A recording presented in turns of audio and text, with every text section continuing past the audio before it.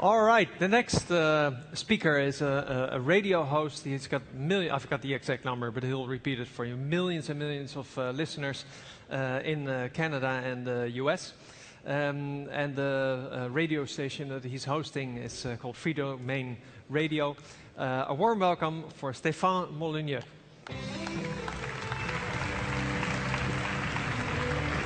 Thank you. Thank you. You don't need it, right? Sorry. Good afternoon, everybody. Hope you're doing well. Thank you so much for coming out to Bitcoin versus political power. I have a technology background, which is probably why I managed to slip into the conference. I was an entrepreneur for about 15 or so years in the high-tech field, and then I got bitten by the philosophy bug. I studied philosophy at a graduate level in Canada, and I ended up running the show. We have about 65 million downloads. I've been on TV. I speak all over the world. And since about 2011, I've been really talking up Bitcoin. Now, just curious, how many people have Bitcoins? I don't mean on them. I'm just curious how many people have Bitcoins. Okay, good. Good for you. How many people are interested in getting Bitcoins? Not that I have any on me to provide, but okay, good. And I'm going to make a case here. I mean, Bitcoin is great technology. It's genius code, this public ledger of value transfer and information, copyright, deeds, wills, almost anything you can think of can be implemented in the Bitcoin architecture. It is one of the greatest innovations, I think, in human history. It's a lot to say, but I'll hopefully make the case here. And one of the things it has the power to do is to limit the seemingly endless growth of political power that literally appears to be eating up the world, eating up the next generation. The unfunded liabilities of the US government are estimated at over $100 trillion. That's on a GDP of 15 trillion. Can't possibly pay it, even here in the Netherlands.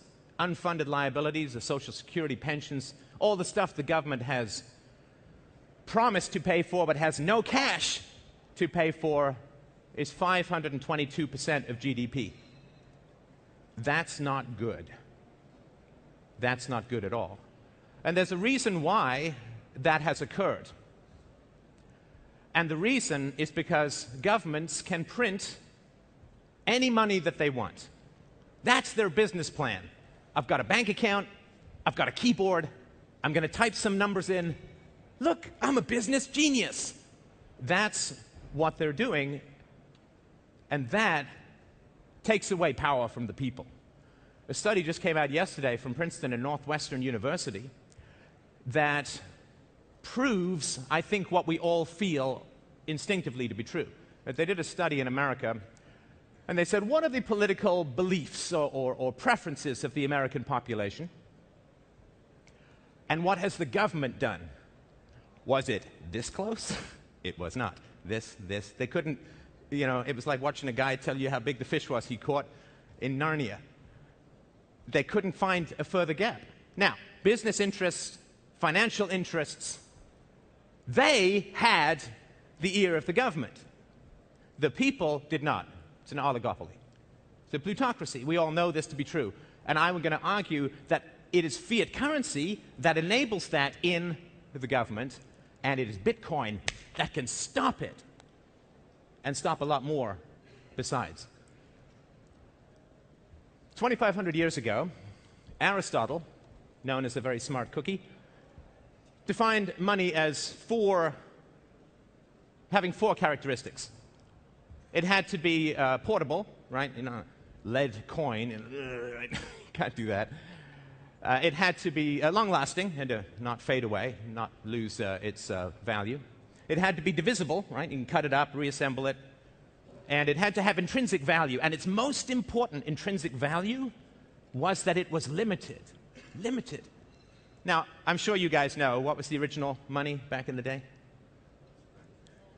Solid gold. That's right. Not just a great TV show, but a very, very fine basis for currency. Of course, nobody under 40 knows that reference. Okay, never mind. So, gold has those properties. It lasts long, you can slice it up, it retains its value, you can reassemble it, and it has intrinsic value because people like it. It's shiny, it's pretty, and all that. So Bitcoin, of course, lasts. It's digital. Bitcoin is divisible, right? There will be 21 million Bitcoins. They can be divided by 100 million each into these Satoshis. And I think that's about as many pennies as there are in the world economy, so we're not going to run out of money anytime soon. And it is limited. And I know this sounds like very abstract, maybe even annoying intellectual economic abstractions, but the limits of money, the limiting of money, is the limiting of political power. We have these governments, and we believe that they're necessary, but they are considered to be great servants and terrible masters. We create them for security, we create them for defense, for dispute resolution through the court system, and then they seem to do everything else under the known universe, and they run up enormous debts, and they start wars, and they sell off the unborn to foreign banksters, and we can't control the government when we need to. We try to vote, we try to rally, we try to have activism, and we cannot control this beast of the state. Anybody know how many Occupy Wall Street protesters ended up in jail? Anyone know that number? About 2,500. 2,500. The bankers in the United States are estimated, if you take out some of the government spending that's tried to remediate the damage, estimated to have destroyed about 40% of America's wealth. 40% of the wealth of the wealthiest country destroyed by a financial oligopoly who were clearly breaking laws repeatedly. Does anybody know how many bankers went to jail? Yeah, big fat goose egg, a bagel. 0. Remember Mitt Romney? Corporations are people, my friend. No, people go to jail. Corporations never go to jail because they give money to the government. Barack Obama was elected because it took the most money of any political candidate ever in history from the financial sector. And in return, he extends the TARP bailout. And banks that made hundreds of millions of dollars lying to their customers, selling them financial instruments that they were actually betting against, well, they get slap on the wrist fines that basically get passed off as costs to their customers. They pay nothing. We cannot control this monster. In the 19th century, we're also used to inflation here. It's crazy. Like, I came to Amsterdam, and my wife told me it was going to rain all week. Turns out it's quite sunny. I don't want to get full-on tomato head, so I went to get some sunscreen. Like $30, it's like 20 euros for sunscreen and all that. I thought it was going to be like gold and turn me into C-3PO or something, but it's just crazy expensive. When I first came to Canada in 1977, a candy bar cost 10 cents. You know, within 10 to 12 years, it was up to $1. Inflation is just something we're so used to. In the 19th century, when gold was the basis of currency, prices went down. Can you imagine that? Don't we all feel like our money is just kind of evaporating? You know, like it's like grapes left out for ants to eat, like you put it under your bed and it just smolders and vanishes. It's one of the reasons why we put money in banks, why we invest in the stock market. It's just a hedge against inflation. In the 19th century, when money was limited by gold, prices went down for 100 years in general. Everything was a computer. Everything got better and cheaper over time. We can't fathom this anymore. But that's how it used to be when money was limited. Now, what happened in the 19th century was rich people, not all rich people, but rich people in general want to privatize profits and socialize losses, right? Ooh, I made some good money. Yay, all mine. Fine, I'm fine, down with property rights, good thing, right? Ooh, did I lose some money? Can we find a couple of taxpayers? Maybe they're kids, maybe they're unborn, they're not voting yet. Let's do that. And in the 19th century, people put money into banks. Now, they're already making money just by sitting on it because prices were going down. But they put their money in banks. Now, how do banks give you interest? They don't have any money other than what they're given. They're not entrepreneurs in the way most of the audience members here are. So banks lend money out to other people. And then those people make money and pay back the bank, and then the bank gives you a couple of points on your deposits. Fine business model, no problem with it at all. But in the 19th century, banks had the capacity for failure, of course, right? Because sometimes you invest, you give a whole bunch of people making carriages a lot of money, and then, oh, some jerk invented the car. Damn. Buy to that money, and you lose a lot of money. And of course, banks maybe make 1 or 2 percentage points on a loan, which means for every loan that fails, between 50 and 100 have to succeed perfectly, so it's a very risky business. So banks were competing for customers, and they always wanted to be able to offer more interest. Now, how could they do that? Well, fractional reserve banking. Boy, there's a phrase that will get people to flock to you at dinner parties. I know about fractional reserve banking. Would you like to sit next to me?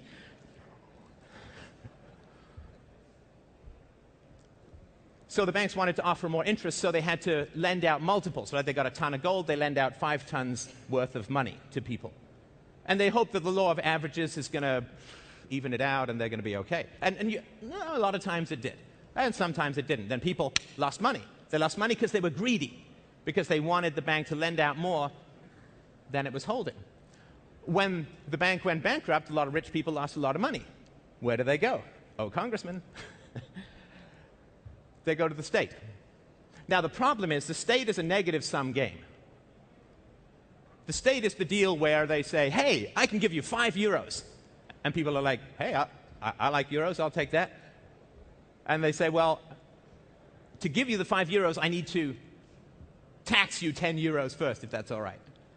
And then people say, I think that deal just got away from me. I don't feel like that's going to work that well. Because, you know, you're going to give someone $100, you go tax people $1 each, 100 people, you got to go pick up that money, and people aren't going to comply. You got to have a court system, collection, IRS, all that. So it's a negative-sum game. Some people think it's worth it. That's perhaps a conversation for another time. I'll be at the Q&A session afterwards. But it is a negative-sum game. So if a bunch of rich people come to you and say, my bank went bust, give me some money, well, you got to go and raise taxes on a bunch of people. And they don't like that. See, when money is limited, when it's limited on gold, the government can't just make it up. It means if you want to transfer money, you have to go take it from someone first, and those people don't like it. And so governments are always trying to, and rich people are always trying to break out of limited money, to get out of this little cage of limited money. And freedom for the government is enslavement for the people. We're talking about power to the people at this conference. When the government is free, the people are enslaved. When the government is contained, then the people are free. And when the government can print all the money that it wants, and when the government can create, in Canada there's a province, it has 75-year bonds, right? Which means, give me money now, and in 75 years, someone will pay it back. I mean, there's no conceivable way that that could be considered just or fair or democratic. These people aren't even born yet, and you're taxing them. Picking the pocket of a fetus takes some pretty nimble fingers, but they can do it with fiat currency. To limit money is to limit political power. So, prior to the First World War, the Federal Reserve was created in America with the capacity to create money, which is, well, technically called counterfeiting, but in the annals of government, it's sound fiscal policy. And during the First World War, which everyone started late in the summer and everyone expected it to be over by Christmas. Why? Because that's all the money they had. War is ferociously expensive. And all wars prior had been relatively short, relatively contained. And one by one, over the First World War, the European governments went off the gold standard because they had no gold. War and gold don't mix very well. War and limited currency don't mix very well. When you have fiat currency, you have like this infinite blender for human parts. You can just keep shoving more and more people in. If they'd had to wage the First World War on gold, it likely would have ended by Christmas 1914, and a further 9 or 10 million people would not have died. This is how serious money is. Money is life and death for millions of people. So, the social programs that were instituted by most European governments in the 19th century, Germany first and foremost among them, kept running through the First World War. Right? You know that, I don't know if you know this, guns or butter. Do you want to have a war economy or do you want consumer goods? When you have fiat currency, you don't have to give people that choice. You can have your social programs, you can have a war economy, and you pay for it by printing money. Anybody, what's the effect of printing money? What does it do to prices? Who's awake? Yeah. It goes up.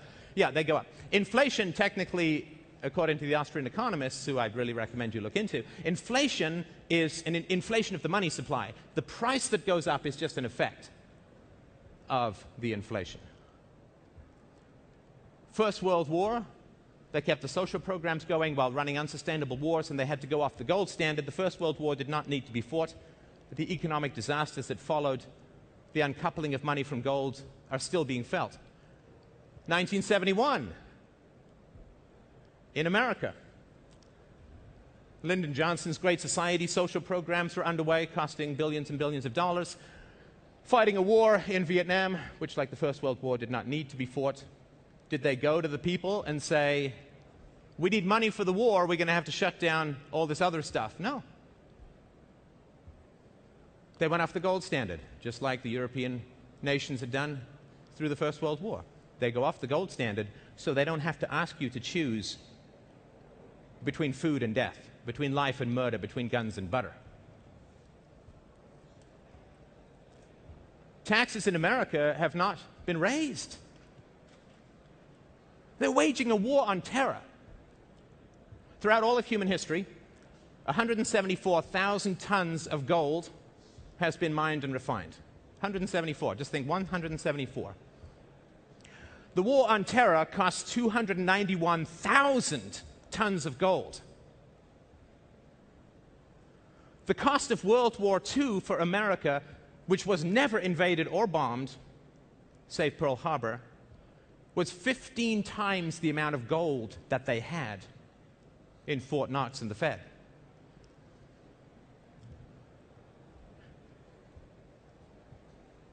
In terms of bitcoins, the war on terror costs 500 times more bitcoins than will ever be mined, and about 1,100 times more than is currently available.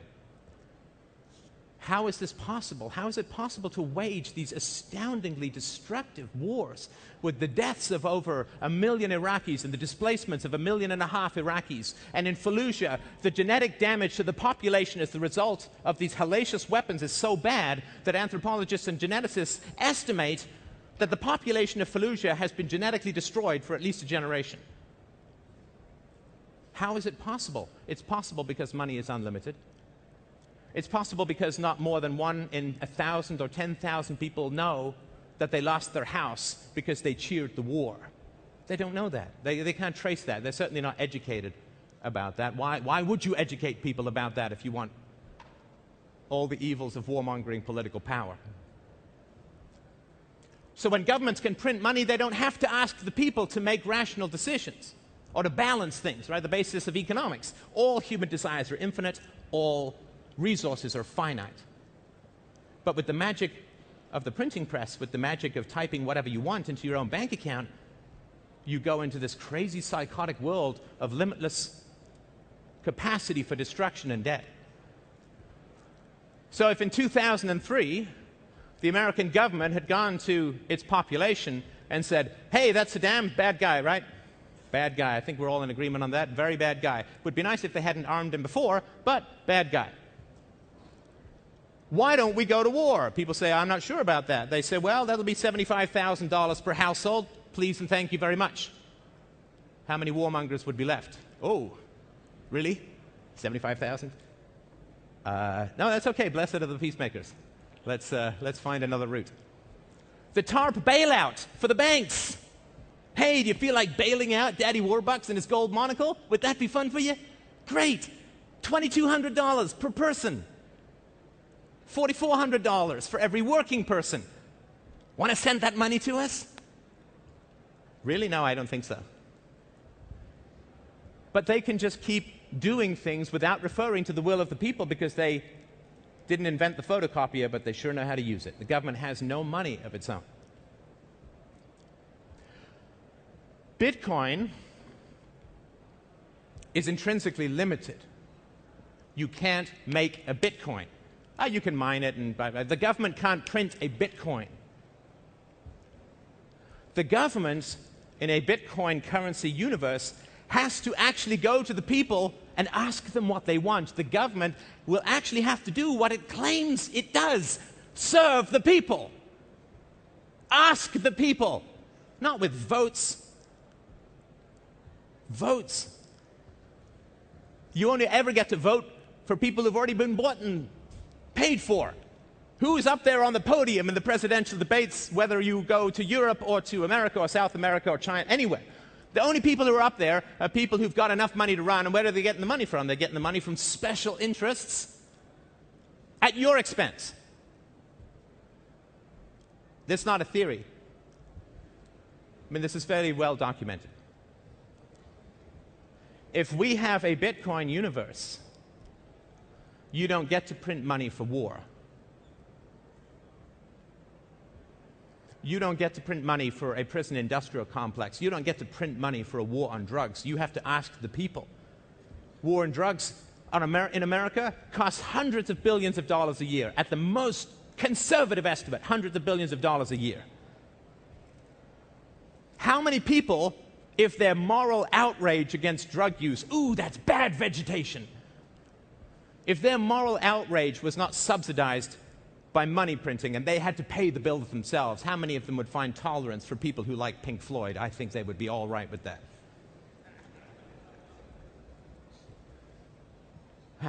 All the people who hate drugs and love Sgt. Pepper's.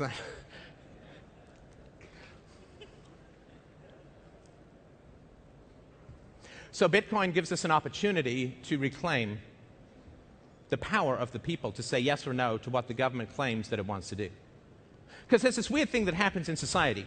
There's something that's happening that's cool, and then people say, well, the government can make it better. And they say, okay, well, the government make it better, or let's have the government add to it. And then what happens is, boink, you get over to this place where suddenly the government has to do it.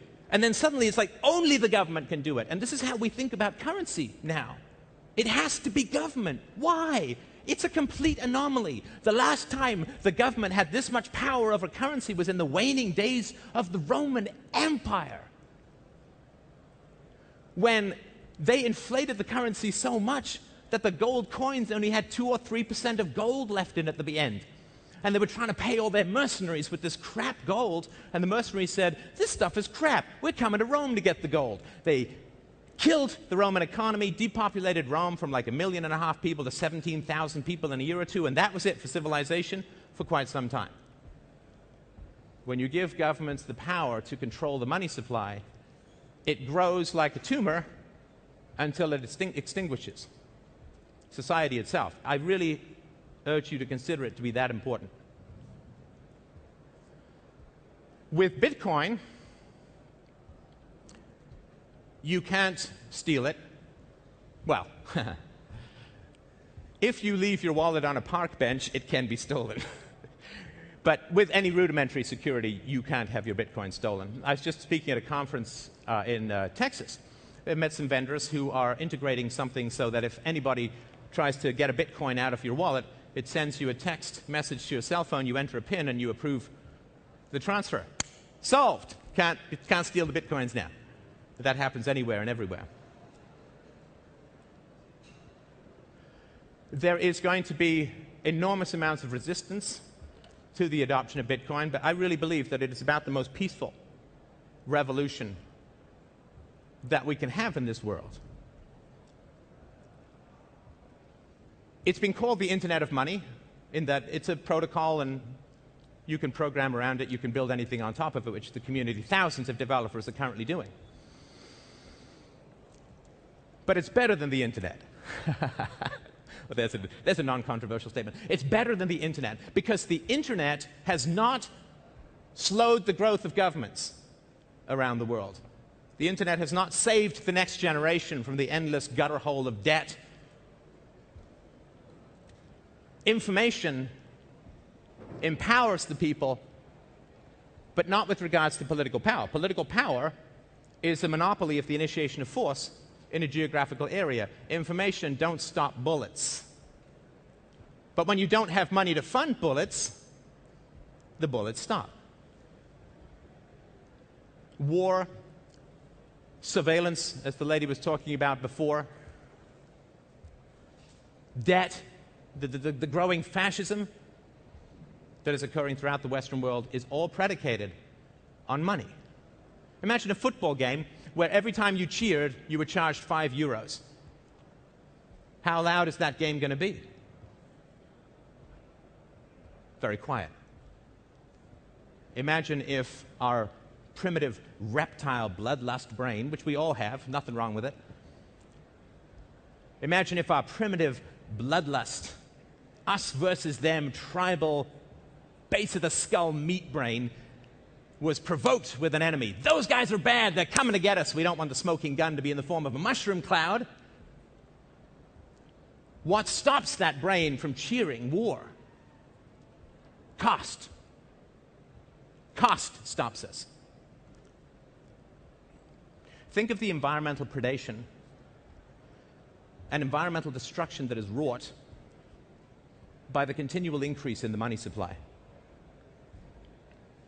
How much consumerism is driven by the fact that your money is burning a hole in your pocket? Literally, it's melting, it's evaporating, it's dying in your pocket.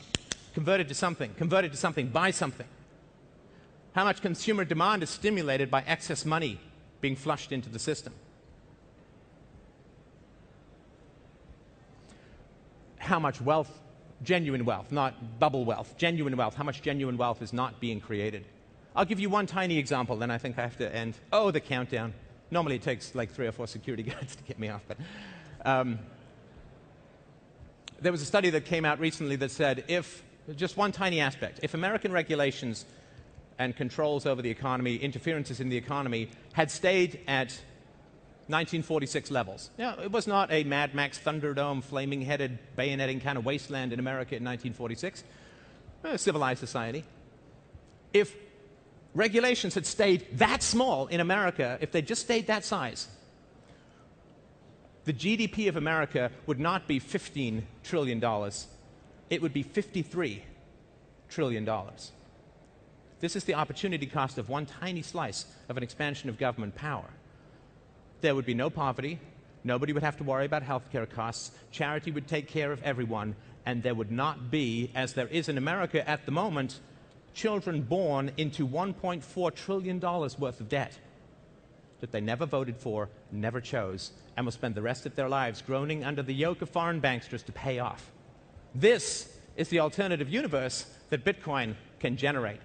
So I strongly urge you to start looking into Bitcoin, start promoting it. Yes, it's great. You can make some money. You can do some cool stuff technically. But I really believe this is our best chance to save the world from a direction that it's heading, which is sadly a photocopy of the end of the Roman Empire. When you study history, you're basically watching the same movie over and over and over again with different costumes.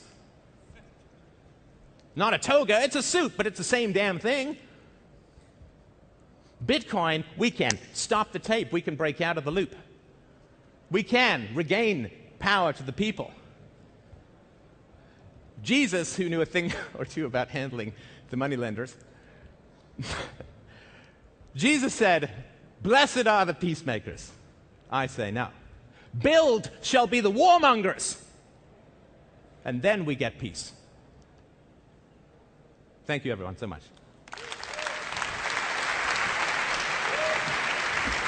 Thank you. Thanks.